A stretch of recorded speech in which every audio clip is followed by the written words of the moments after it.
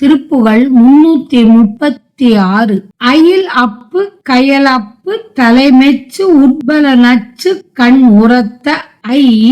கன வெற்பு தனமேகம் அழக கொத்து என ஒப்பி புழுகி சொல் பல கற்பித்து இளகி கற்பு உளம் நெக்கு தடுமாறி துயில் விட்டு செயல் விட்டு துயர்வு உற்று உக்கு அயர்வு உற்று தொடியர்க்கு இப்படி எய்த்து சுழலாதே சுருதி பொன் பொருள் செக்கற்கு குறவு இட்டு தமர் பற்றி தொழு செச்சை கடல் பற்றி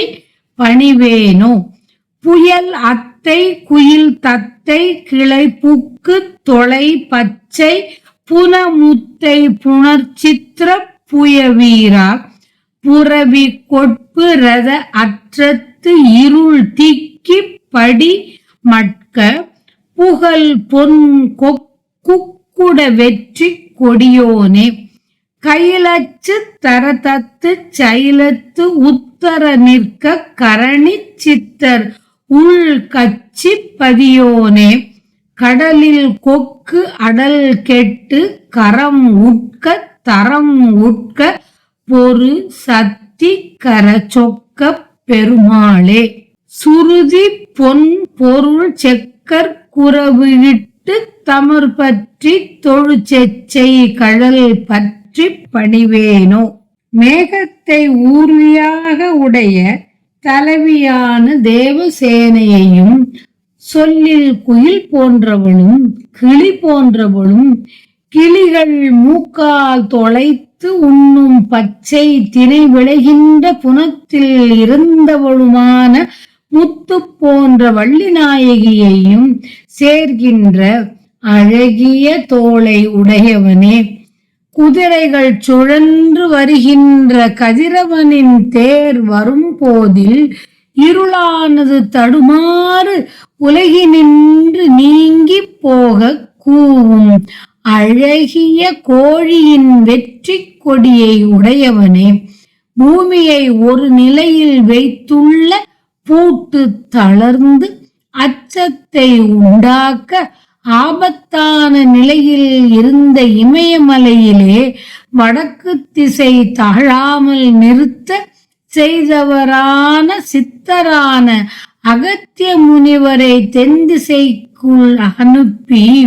மனத்துள் துதித்து வணங்கிய காஞ்சிப்பதியில் வாழ்பவனே வடக்கு திசை தாழாமல் நிறுத்த செய்தவரான சித்தரான அகத்திய முனிவர் தம் மனத்துள் துதித்து வணங்கிய காஞ்சிப்பதியில் வாழ்பவனே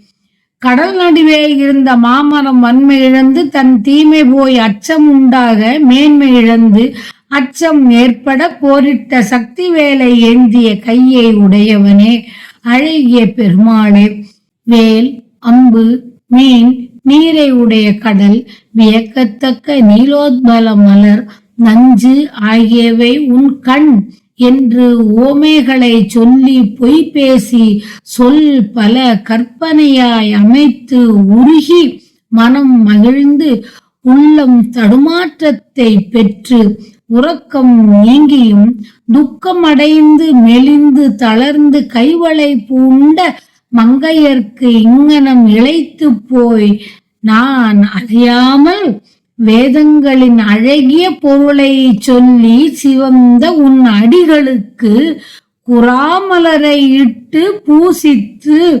உன் அன்பின் கூட்டத்தவர் அன்பு கொண்டு தொழும் வெற்றி மாலை சூழ்ந்த திருவடியை சிக்கென பற்றி வணங்க மாட்டேனோ வணங்குவதற்கு நீ அருள் செய்வாயாக. இந்திரன் மேகத்தை ஊர்தியாய் உடையவன். ஆதலால் அவனுடைய மகளான தேவசேனைக்கும்